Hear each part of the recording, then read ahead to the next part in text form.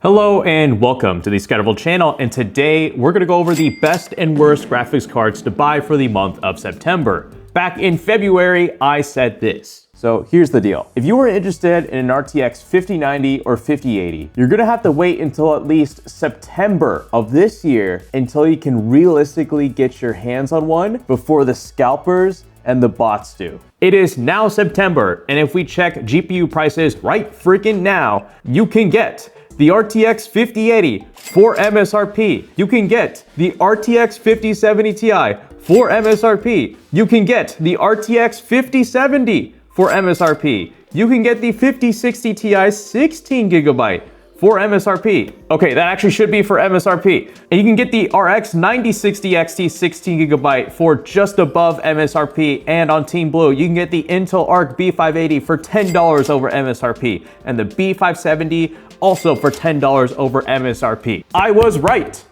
It is September. GPU prices are looking really good, especially if you want an Nvidia graphics card. And overall, it's a decent time to buy a graphics card. And personally, just to skip ahead, I wouldn't be too afraid of this potential RTX 5000 Super Series that could come later this year or even early next year, because the fact is, when those cards launch, it doesn't matter how good they are all gonna get out of stock and are gonna be severely overpriced above MSRP for, again, about 6 months, just like what we see right now. Anyways, if you're wondering why my behavior is quite erratic, that's because I move in 2 days. So this is going to be a very fast and very raw GPUs of the month video for September. So I'm going to use the help of my website gpus.gg just to look over the latest pricing on all these various graphics cards. And with all that said, we're literally going to jump right into it. For the best graphics cards under $200, there is nothing. Unless you go to jawa.gg, which has a lot of used peripherals and components for sale, especially graphics cards. There's a ton of different options on here.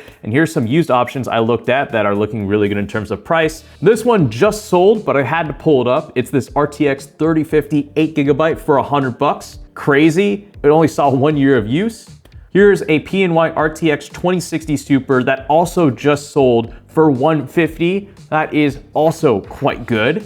And from the Jawa store themselves, they are selling this refurbished ASRock Arc A580 for $155. There's also this XFX RX 6600 that just sold not too long ago for about $160. Also quite reasonable. And finally, Jawa again themselves are selling this refurbished Acer Predator Bifrost A770 with 16GB of VRAM, and this is the Bifrost model, so it is overclocked out of the box from the factory. So yeah, there's a lot of great used graphics card deals on jawa.gg. It's the only way you can go for finding good graphics cards under $200. There's nothing from Team Green, Red, or Blue that are allowing you to find new graphics cards under $200 that are actually worth it. So again, check out jawa.gg. I've got their link in the description down below if you want to check out all of their various used graphics card and other component and PC deals. Let's get straight into it. My favorite budget graphics cards right now are going to have to be the Intel Arc B580. I just tested this graphics card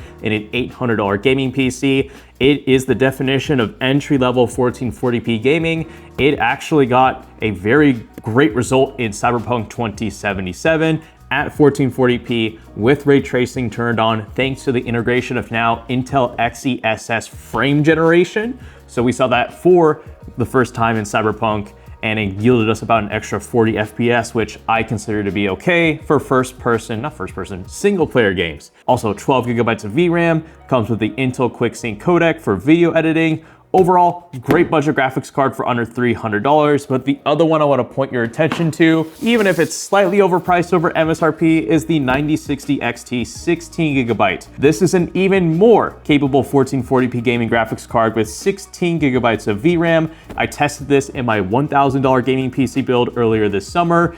It did literally anything I asked it to, even in ray tracing, because AMD have taken some really big steps in ray tracing in RX 9000, and it showed up in this graphics card because I think in ray tracing, it either matches or possibly beats the old 7800 XT, which is a fairly big deal. I'll double check that if that's completely 100% true, but otherwise, for about $360, I know here it says 380, but 360 right now on Newegg for an ASRock Challenger card, that is fine. But the graphics cards to not get are going to be the RX 9060 XT 8GB. Don't get the RTX 5060 because both of these come with only 8GB of VRAM and are only great for games that are played by people who attend Weenie Hut Juniors. So Valorant, League of Legends, games that your grandma's PC can already run fine, because those games are not graphically demanding whatsoever and will not saturate the 8GB worth of VRAM on either of these graphics cards. If you play anything remotely modern that is going to use up a lot of VRAM, say goodbye to the performance of these cards. And I do want to make sort of an honorable mention for the B570 because it's all right. I really wish both Intel Arc cards were at their MSRP on the dot, because while the B570 is fine, I would spend the extra 40 bucks, I think, for the B580, because it is that much of a step up with the additional 2GB of VRAM.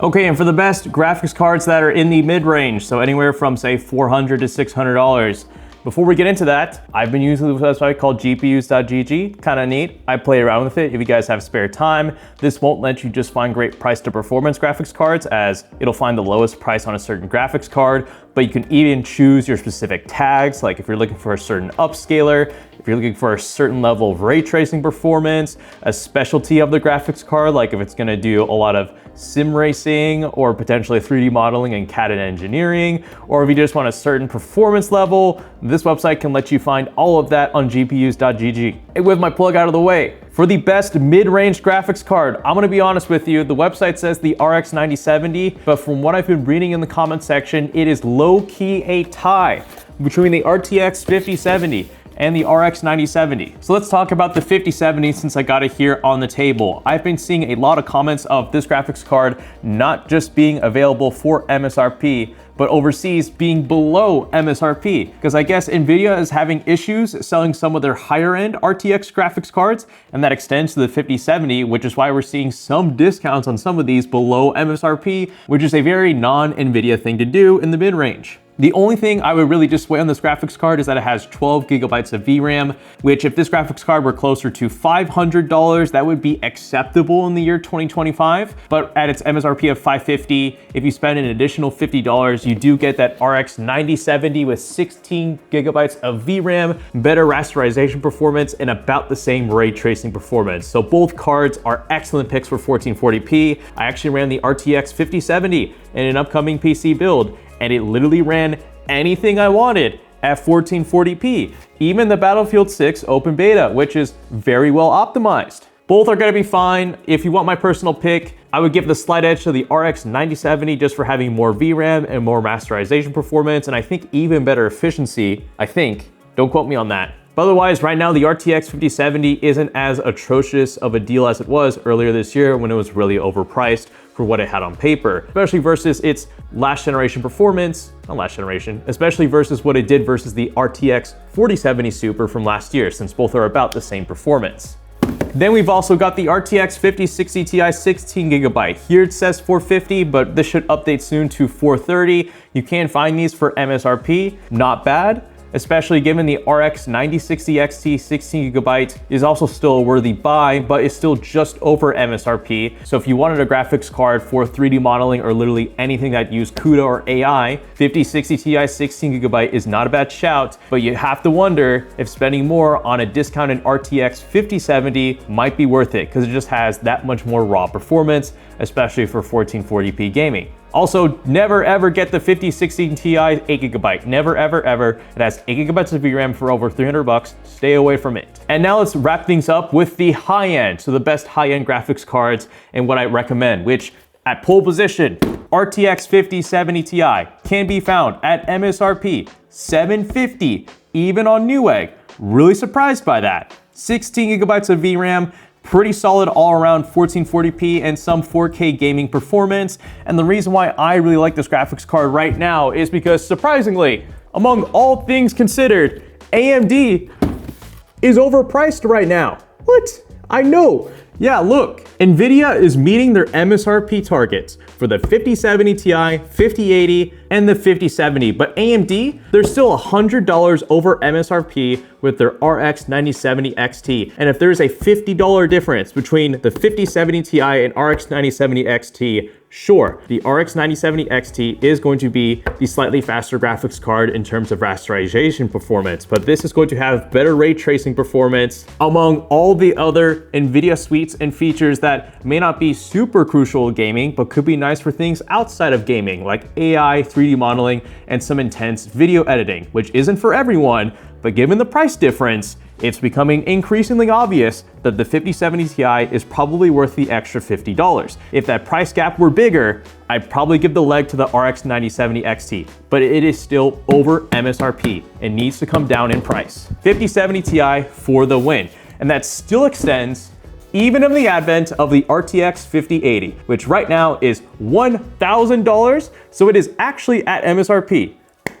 Congratulations. It still kind of sucks because the 5070 Ti is only 10% slower and costs $250 less. So all the effort Nvidia has gone through in finally bringing this card at its price it should have sold for on day one still does not matter because the 5070 Ti has the exact same amount of VRAM and is only 10% slower and still costs significantly less. Personally, I wouldn't be scared about the rumored 5080 Super with possibly 24 gigabytes of VRAM, because no matter how fantastical that graphics card is, you and I and everyone in the comments section know for a fact that that graphics card is going to get scalped up by bots and anyone else and resold for the next 6 months, just like what happened to this graphics card, and that card won't meet its original MSRP for another 6 months. So the 5080 at $1,000, still not a great deal. If you had to get one for AI and 3D modeling and CUDA stuff, sure,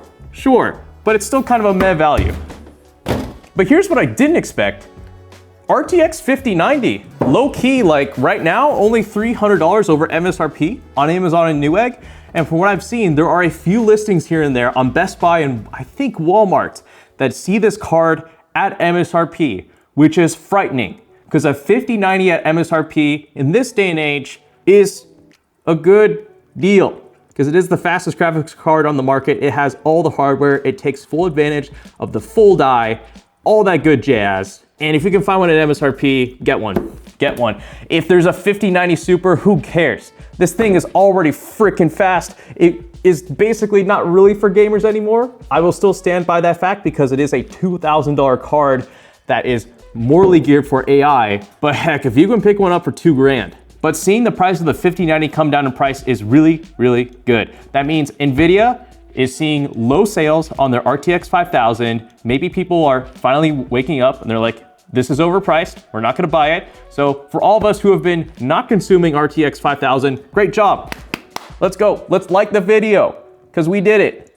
We brought Nvidia down to MSRP, pretty much. And with all that said, I gotta move. Thank you so much for watching. Check out all the links for these graphics cards and GPUs.gg in the description down below. And this is the ScatterVolt channel, signing out.